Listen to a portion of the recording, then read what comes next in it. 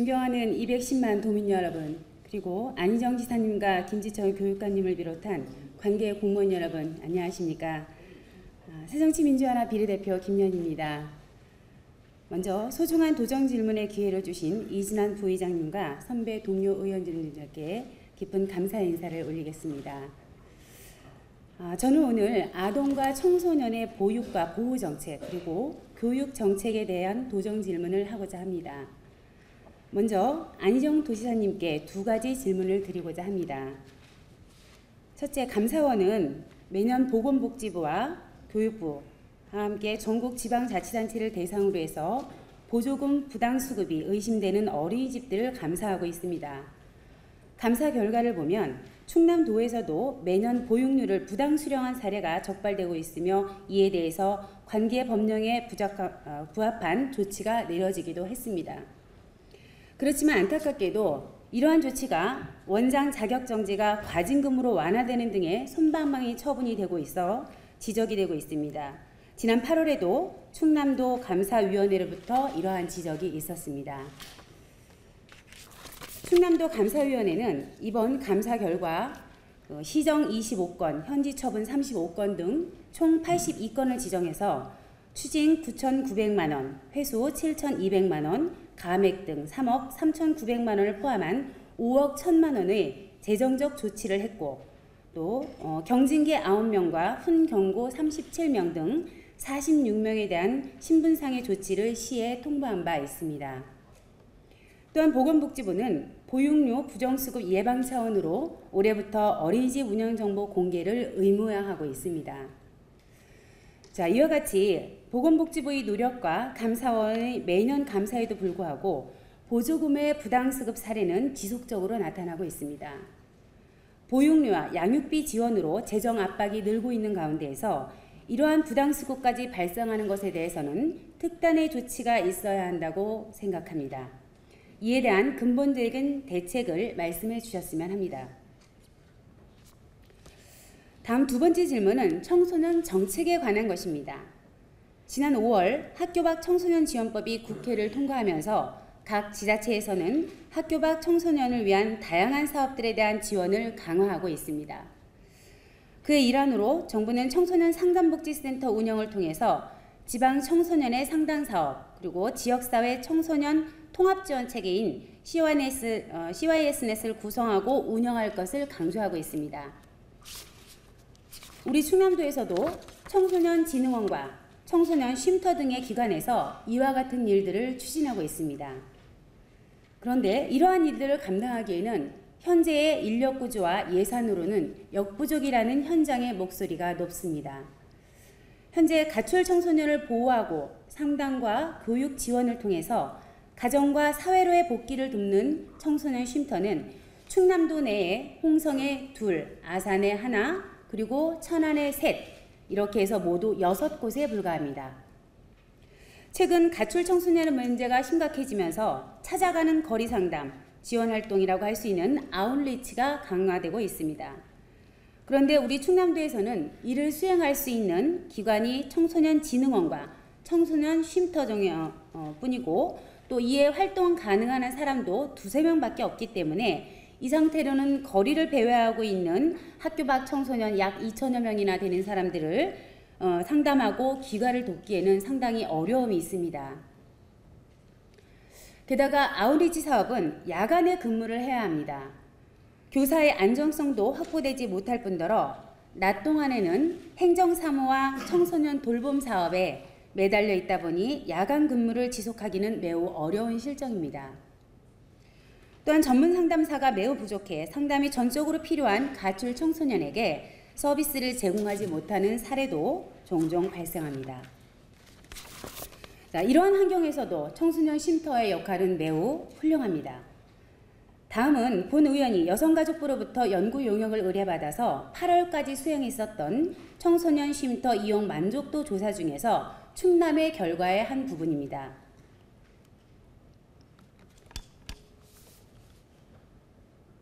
네, 자, 표를 보시면 가출 전과 가출 후 그리고 쉼터 입소 전과 후의 청소년의 비행에 있어서의 차이를 분석한 결과입니다. 먼저 쉼터에 입소 전에 가출하기 전의 비행 정도와 가출 후의 비행 정도의 차이를 보면 가출 전의 비행 정도가 가출 후의 비행 정도보다는 낮습니다. 즉 가출을 함으로 인해서 청소년들의 비행 실태는 더 높아진다는 이야기입니다. 자, 이러한 과정에서 청소년 쉼터에 입소한 이후에는 가출 후의 비행과 입소 후의 비행 차이를 보면 입소 후의 비행들이 현저히 낮아짐을 볼 수 있습니다. 자, 이러한 부분들은 일반적인 그 수치상뿐만이 아니라 통계적으로도 매우 유의한 결과를 보이고 있습니다. 조사한 비행들은 음주와 흡연, 폭력, 절도, 성관계, 그리고 자살 등을 내용들을 포함하고 있습니다. 또한 중장기 남자 청소년 쉼터에 입소한 한 청소년의 예는 다음과 같습니다. 자, 이 청소년은 최근은 아버지의 가정폭력으로 인해서 집을 나와 비닐하우스에서 춥고 배고픔들을 견디면서 지내다가 거리 상담소, 아까 이야기 드렸던 아웃리치의 소개로 인해서 쉼터에 입소하게 되었습니다. 18살의 나이이지만 한글도 모르던 최근은 쉼터의 다양한 서비스를 통해서 고등학교를 검정고시로 졸업하고 2년제 대학에도 입학을 했습니다. 또한 자립지원 서비스를 통해서 거처를 마련하게 되었고 중소기업에 취직한 이후에는 성실히 근무하다 현재 그 현역으로 입대를 하고 있습니다. 자, 이처럼 청소년진흥원과 청소년 쉼터는 사회 문제로 대두되고 있는 청소년 비행 문제를 예방 치유하는 역할뿐 아니라 방황하는 청소년들의 진로를 탐색하고 지원함으로써 건강한 사회로의 복귀를 돕고 있습니다. 따라서 이러한 기관에 대한 충남도의 예산 투입은 건강한 미래 사회를 지향하는 의미 있고 가치 있는 일이라고 생각합니다. 그럼에도 불구하고 우리 충남도의 청소년 예산은 다른 광역시도에 비해서 매우 열악한 수준입니다. 자, 표 2에서 보시는 바와 같이 우리 충남청소년진흥원의 예산 비율은 다른 광역시도 예산 비율에 비해 절반 수준도 되질 않습니다. 본 의원은 지난 7월에 5분 발언을 통해 충남도의 청소년 예산을 전체 예산의 1%까지만이라도 올려달라고 호소한 바 있습니다. 이에 대한 준비 정도를 정책기획실장님은 이따 답변해 주시기 바랍니다. 이와 관련해서 충남도는 2015년부터 사회복지사 종사자인 인건비를 기본급 권고 수준으로 올린다고 했습니다.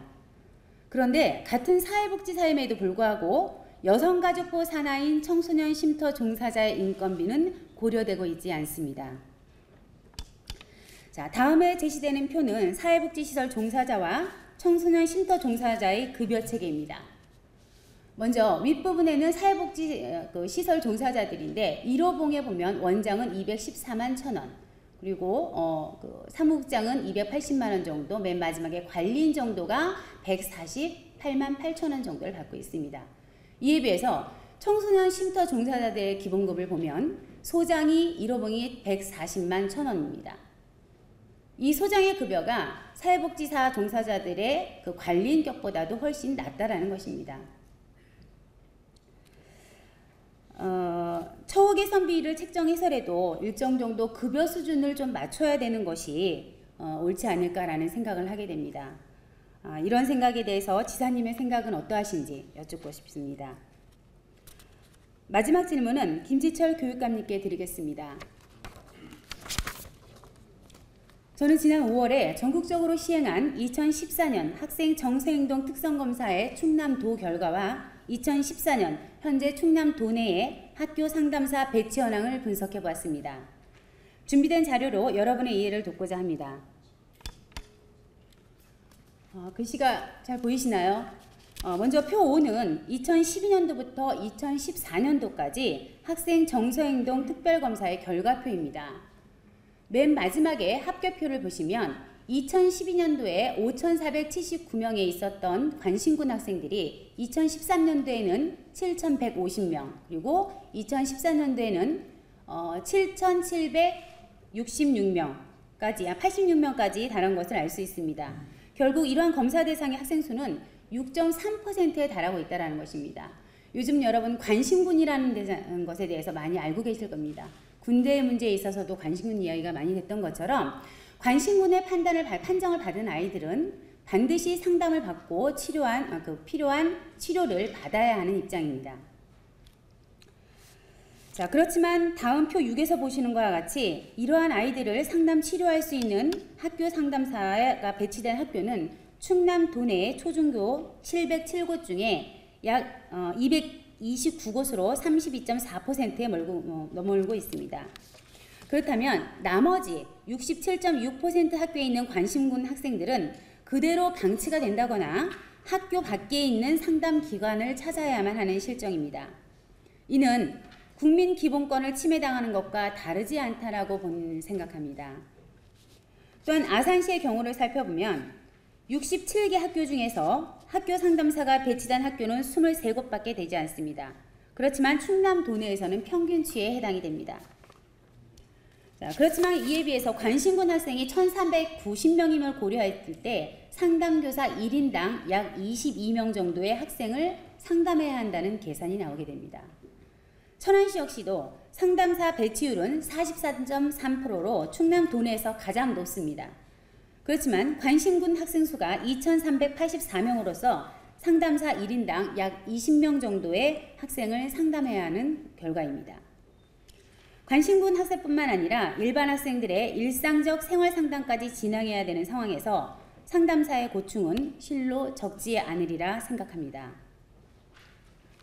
다음으로는 학교급별 학교 상담사 배치 실태를 보시겠습니다. 자, 표 7에 제시된 것과 같이 초등학교의 학교 수는 406개인데 비해서 상담자 수는 38명뿐입니다. 0.9%에 지나지 않습니다. 다음으로 중학교는 187개 규 중에서 102개 곳에 학교 상담사가 배치되어 있고 54.5%를 보입니다. 고등학교는 전체 114개 중 89곳에 상담사가 배치되어 있어서 78.1%입니다. 이러한 결과들은 결국은 아동과 청소년들에 있어서 아동의 상담보다는 중고생들의 진로 상담에 집중되어 있다는 것들을 의미하기도 합니다. 이는 조기 개입이 절대적으로 필요한 초등학교 학생들을 그대로 방치하게 되는 결과를 가져오게 될 것이고, 이후 이렇게 방치된 아동들에 의해서 사회적으로 심각한 청소년 문제가 나타날 수 있다는 점들은 능히 짐작을 할 수 있을 것입니다. 이와 관련해서 학교 상담사의 지원 자격인 표 8을 살펴보시겠습니다. 학교 상담사의 지원 자격들을 좀 살펴보면 2014년을 기준으로 해서 그 이전에 배치된 상담사 중에는 전문 상담사 자격이 없이 사회복지사 자격만으로 활동하는 경우가 있었습니다. 그 이후에 2014년 이후 자격 요건에는 초중등 정교사 자격증만 있어도 상담교사로 채용이 가능하다는 기준을 제시하고 있어서 상담의 질이 의심이 되어집니다. 실제적으로 초중등교사의 그 교육과정 내에는 상담의 기본적인 이론이나 기법 내용들이 포함되어 있지 않습니다. 그럼에도 불구하고 사람의 마음을 움직이는 이러한 부분들의 전문 영역의 부분들을 학습하지 않은 전교사만의 자격증만을 가지고 상담을 한다는 것은 매우 위험스러운 일입니다. 본인이 전문 상담사로서 제일 경계해야 될 부분들이 아동과 청소년을 상담할 시에 교육자적 관점으로 무언가를 지도하고 지시하려고 하는 자세로 접근하는 것이 가장 위험스러운 상담자의 자세입니다. 자, 이러한 점들을 고려할 때 정교사 교사 자격증을 가진 분들이 상담사로 투입이 된다는 것에 대해서는 위험스러움을 자초하는 일이라고 저는 생각합니다. 또한 현실적으로 어찌 보면 지난 14년 이전에는 사회복지사들이 학교 상담사로 배치가 되기도 했었습니다.